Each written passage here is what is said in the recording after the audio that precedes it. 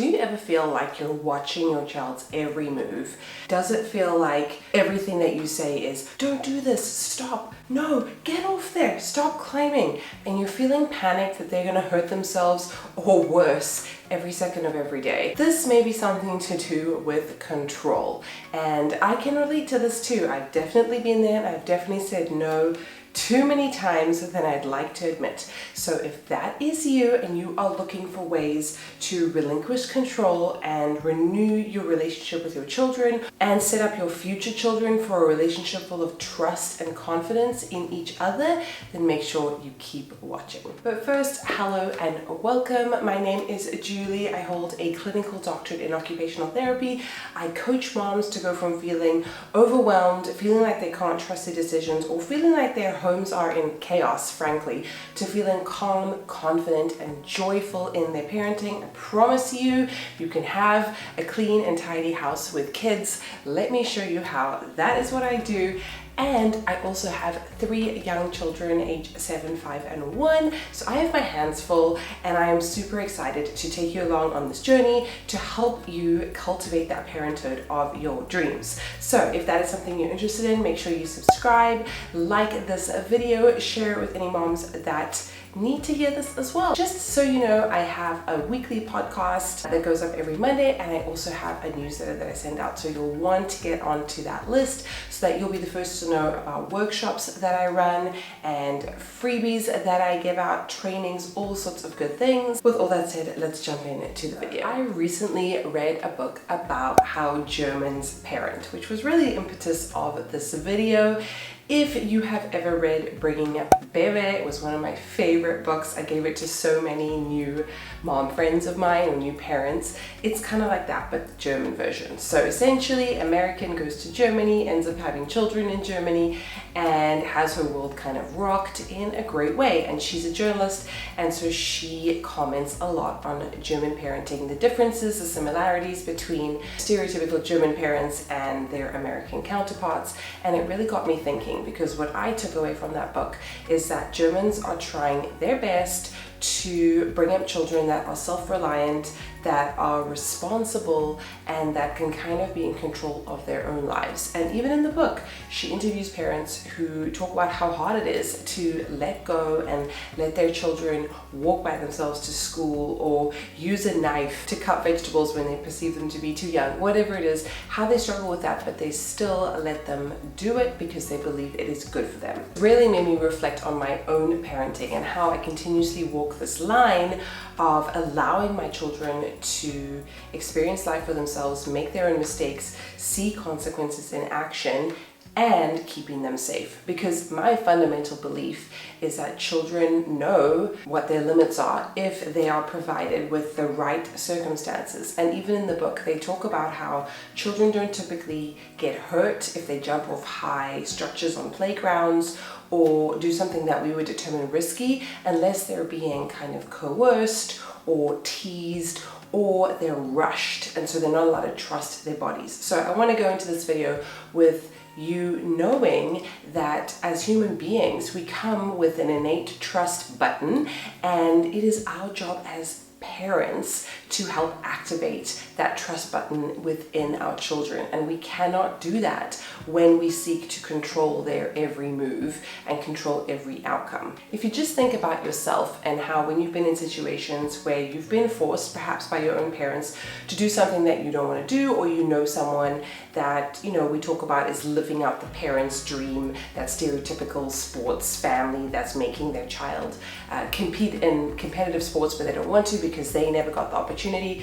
We know how that story usually ends, which is usually not with a happy ending. The child is feeling controlled and stifled, and they rebel and kind of go the opposite. And so knowing that, we want to avoid that, obviously.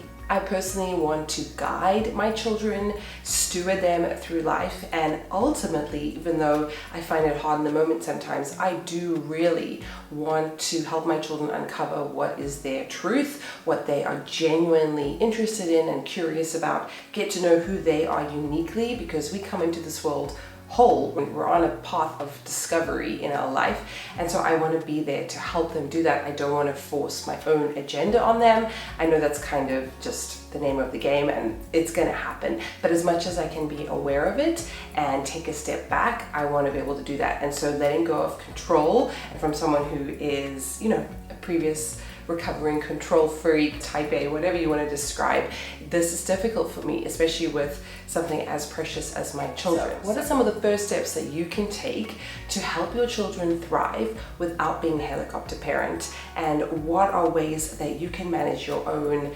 anxiety when it comes to letting go and letting your children truly experience life? Parenting is full of skills, and letting go is one of them.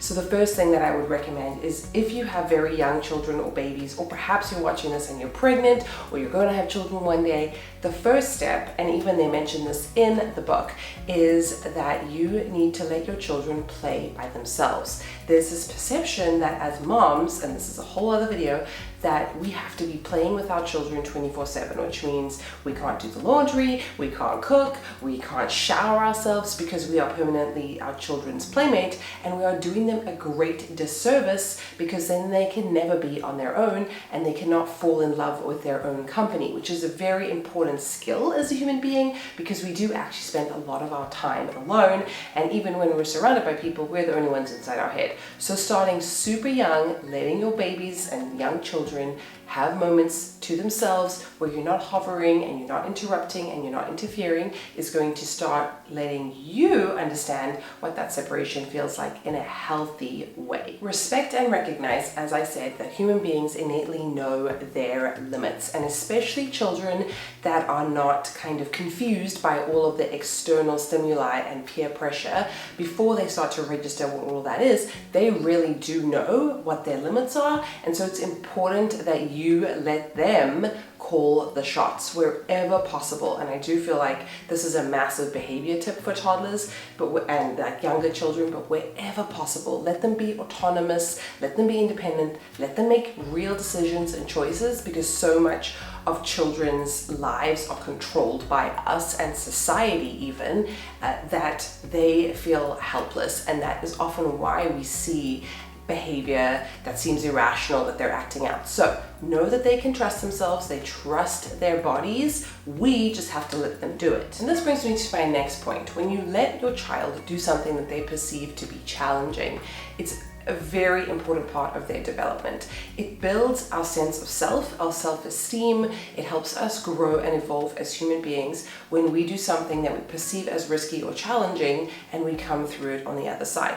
Now, this doesn't have to be like necessarily physically dangerous. Yes, it could be jumping off a diving board or something that we were really nervous about. 100% that is going to build character. But it could also be speaking in front of people. It could be entering a room where you don't know anybody else, or starting a new school and you're the new kid.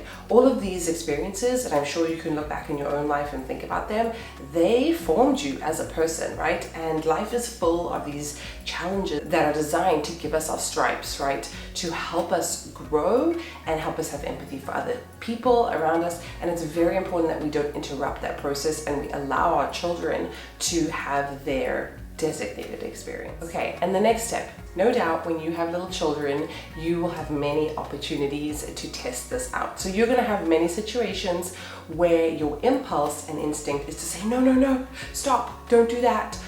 Try, take a deep breath, and take a step back. Now, I'm not talking about letting them commit any crimes here. Use your own parenting discretion, and everybody has different risk tolerance, but I do think as a general rule, our risk tolerance is way too low, and we are not letting kids explore, fall, get up again. Next time you find yourself in a situation where your instinct is to pull them out of there or stop them from, getting the little step stool to come and stand up on the counter, or sitting them on top of the counter while you're working, or teaching them. Even my little 1-year-old, I have taught her when she sits on the counter with me and I'm preparing food, because it's the only way I can get anything done, we talk about what is hot and what not to touch. And she knows, even though she doesn't say it, she doesn't go and voluntarily hurt herself. So I know that she knows, and obviously I'm there and watching, but by the time she reaches my 5-year-old's age, she really knows, because I've allowed her to be exposed to dangerous things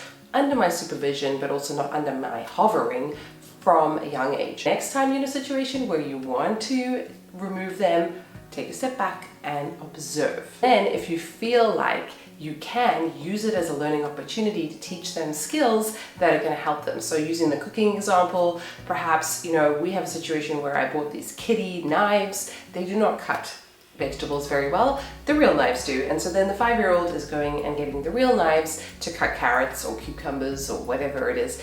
And I'm sitting there just holding my breath, because she knows what to do, and the more she does it, the more proficient she gets at it. And I cut carrots with very sharp knives that can chop off my fingers, and so far I still have all 10 of them. I need to give her the opportunity to try and trust that she knows what to do. And if she is concentrating, she's focused, she's not interrupted, she's listening to my verbal cues, she does an amazing job. This is just a little PSA to trust your kids a little bit more. And then number 5, tell someone if you feel a little bit anxious. Like, leave a comment about what you feel like, because when we verbalize it, often that's all we need to be able to shift that energy and move on and get to our desired outcome, which is to trust our children more, feel more confident in our parenting, feel more confident in the skills that we have and have imparted on our children, and allow them to flourish. Because here's the thing, you get so much from a child that is allowed to be who they are and who doesn't feel controlled.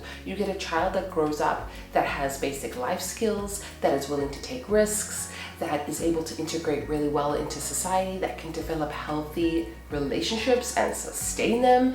And these are all things that we want as parents. So there's so much to gain from not stifling our children. Plus, it makes your life as a parent so much easier. You're going to be so much more relaxed. You're not going to be grumpy. You're going to really be able to enjoy your children, because no one can enjoy a situation or somebody else when they're stressed and anxious that the sky's going to fall down. This is a win-win for everybody. Try it. Let me know how you feel in the comments. Share this with someone that might be embarking on parenting, or maybe they're going to go from one kid to a second child and now they're not going to be able to be as hands-on with the first one.